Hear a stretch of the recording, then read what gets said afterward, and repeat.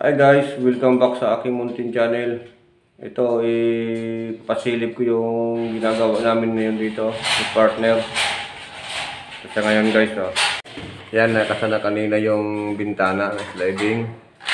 So, si partner, dito, tatapusin niya ko dito sa pagkabit ng meter paring para sa ceiling ng kitchen natin. May draft.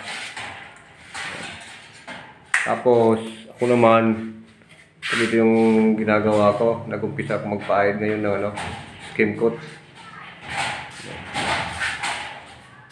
May gasa yan ngayon. May gasa. Sinasama ko na yung kilikili para pag nagliha, hindi na siya pag nagmasilya ulit sa galing sa wool na kilikili ng wool pababa, hindi na ma-damage siya. Kasama na siya.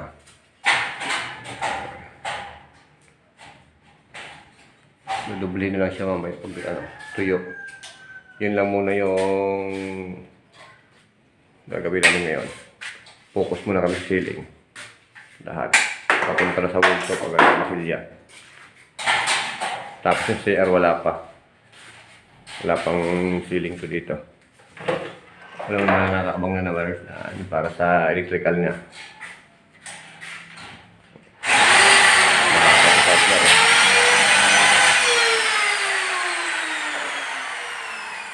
Abay, baka mapurol na yung bala mo, palit eh.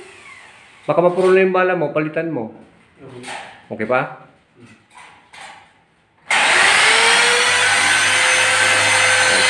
Okay, trabaho mo tayo guys. Ito na siya guys. Tapos ko na siya mapaikutan. Isang mano ng masilya. Bukas natin magpatuloy. Tuyong-tuyo siya. Punta doon. Yan, sinama ko na ng konti yung wall. Para pag nagliha ng kilikili ng ceiling at nagmasilya ng wall, kung hindi sinama, masabitan pa, baka magasgas pa. Kaya, yan, sabay na siya liha pababa. Pagdating naman, pag natapos na ito lahat, napinis na yung buong ceiling, pati pintura niya, saka lang tayo magdudugtong ng masilya dito. Pababa na. Para okay siya. Pagkatapos namin dito, pati wall, pintura, hindi ko lang alam kung ipapasunod na yung tiles nito, o doon muna naman sa kabilang kwarto ang pipinisin ng ceiling tsaka wall. Zero batak kasi ito guys, zero batak to. Kasi wrap lang to eh. Wrap, tatlong mano ng skim coat to eh. Ito isang mano pa lang to. Pag pinangdalawa mo, halata pa rin na di pa rin makinis masyado. Kaya tatatluhin talaga siya. Okay. Yan, tatanggalan dyan. Ito kasi kakalagay lang nito eh. Ito yung babulihin. Ito kasi pinagkuhaan drum breaker na luma eh. Okay. Kasi kaso bukas naman ulit. Pahinga muna, pahinga. Pagod na rin. So yung ginagawa ko pala ngayon dito guys, umpisa na ako magliha ng ceiling.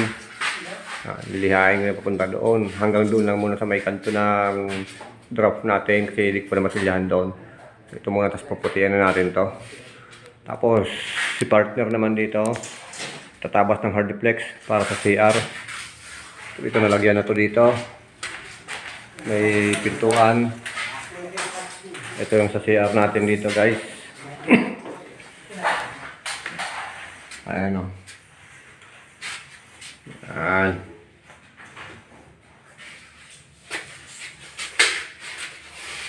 Okay na yan.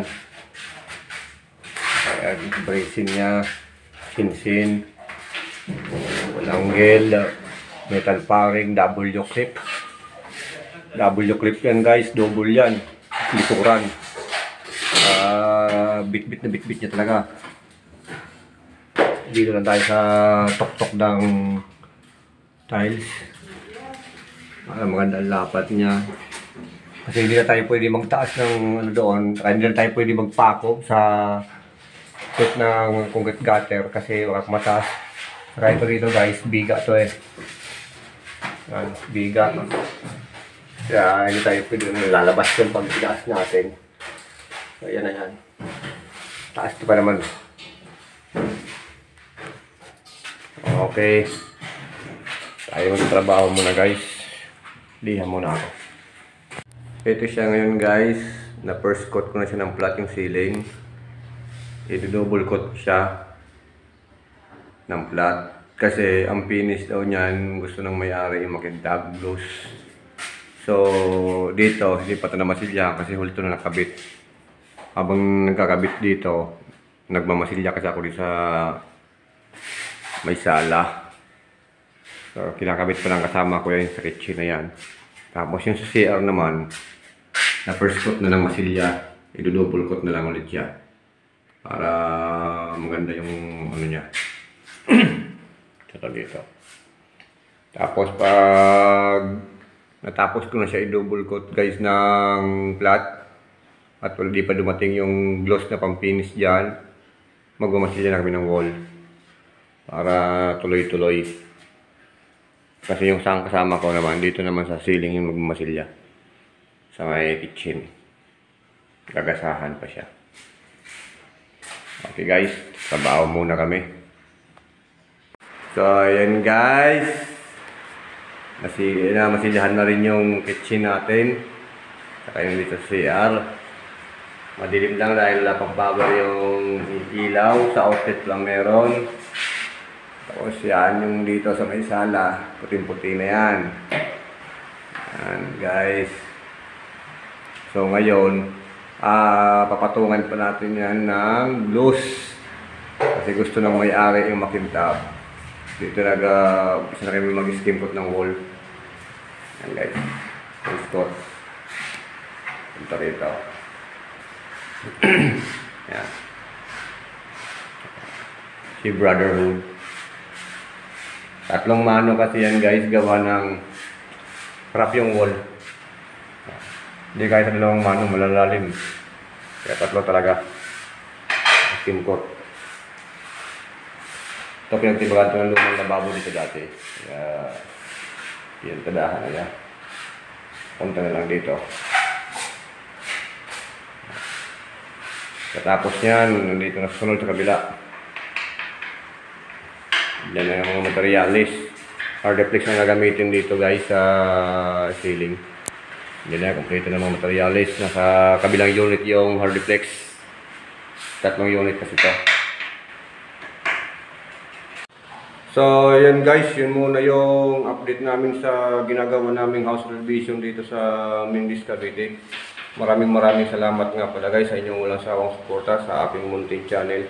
At kung bago ka pa lang sa channel na to, baka pwedeng humingi ng like, share, subscribe at pakipindot na notification bell para lagi kang updated sa mga video i-upload ko.